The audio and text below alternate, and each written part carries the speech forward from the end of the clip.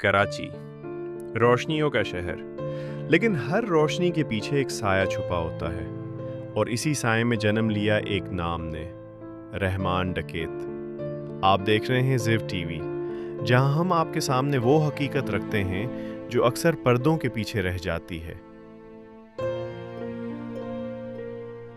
अस्सलाम वालेकुम नाजरीन, आज हम बात करेंगे एक ऐसे किरदार की कहानी जिसने लियारी की गलियों में खौफ, ताकत और बगावत को एक नई शक्ल दी। रहमान डकैत।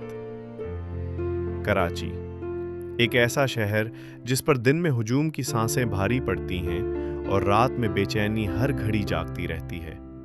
मगर शहर के दिल में बसी एक बस्ती, लियारी, जहां गरीबी भी थी, मेहनत भी और एक मुस्तकिल जंग भी।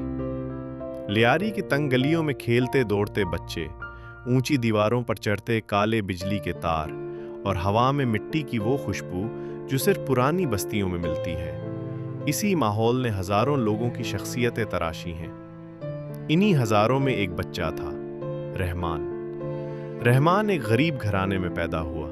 घर में अक्सर चूल्हा ठंडा रहता, वालिद मजदूरी करते, माँ सिलाई से अखराजात पूरे करने की कोशिश करती।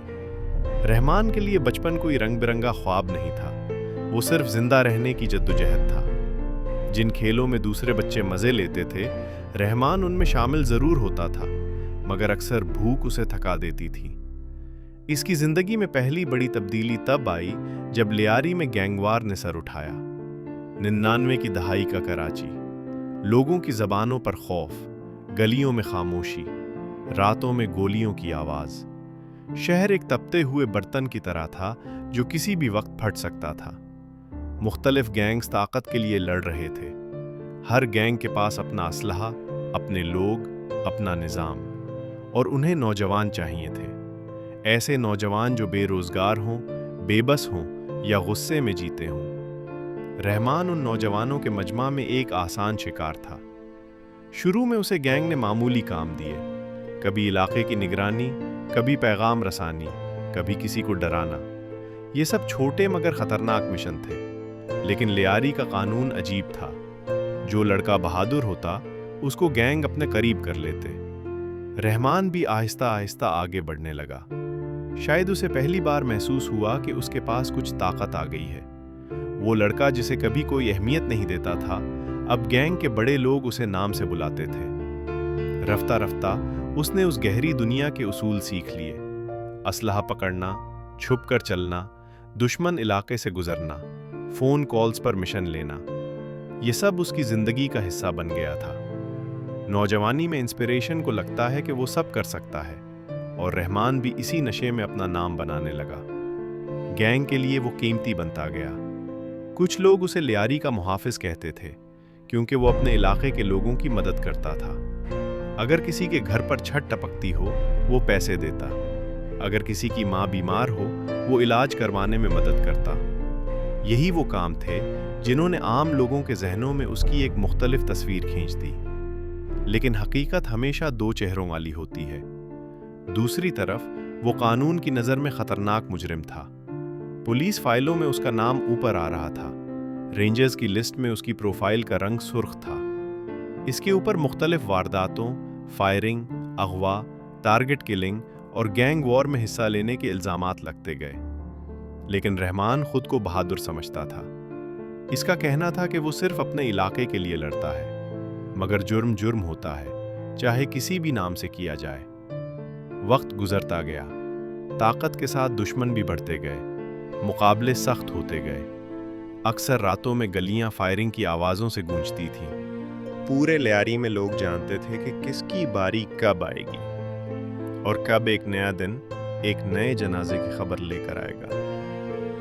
रहमान के कई साथी मुख्तलिफ मुकाबलों में मारे गए। कुछ पकड़े गए, कुछ ने अपने फायदे के लिए गैंग छोड़ दिया, लेकिन रहमान पीछे ना हटा। शायद उसे लगता था कि वो ये जंग जीत सकता है, या शायद वो जानता था कि इसके लिए अब वापसी का रास्ता नहीं बचा।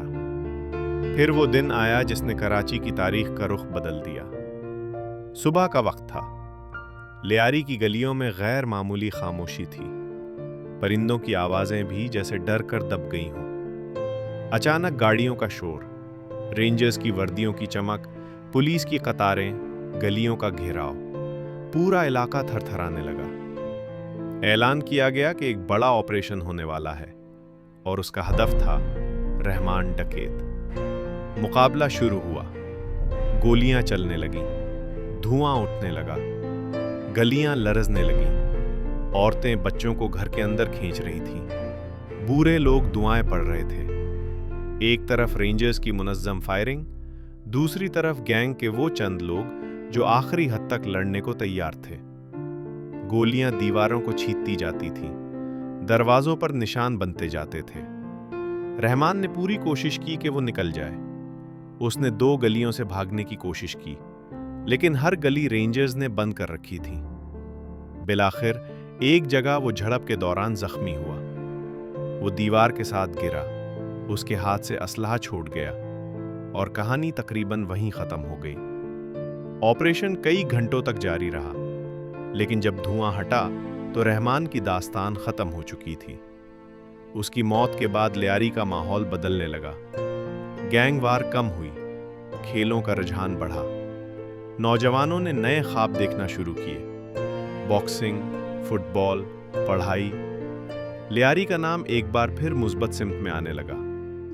मगर रहमान की कहानी हमें एक बहुत बड़ा सबक देती है कि हालात चाहे जितने भी बुरे हों, रास्ता हमेशा 2 ही होते हैं, सही या गलत।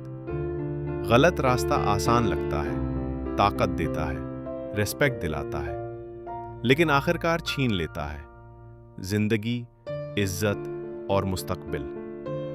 जुर्म वक्ती सहारा देता है, दायमी नहीं। रहमान की कहानी हमें यह भी समझाती है कि मुआशरा अगर नौजवानों पर तवज्जो दे, उन्हें तालीम दे, मौक़े दे, तो शायद कोई भी नौजवान कभी गैंग की तरफ न जाए, क्योंकि कोई भी बच्चा मुजरिम बनकर पैदा नहीं होता। माहौल और हालात उसको उस राह पर डालते हैं। ये कहानी ख़त्म नहीं होती, ये एक पैगाम बन जाती है कि असल बहादुरी बंदूक उठाने में नहीं, गलत रास्ते को छोड़कर सही रास्ते पर चलने में है। अगर आपको ये तफसीली तहकीकाती कहानी पसंद आई हो तो अगली वीडियो तक के लिए इजाज़त दें। अल्लाह हाफ़िज़।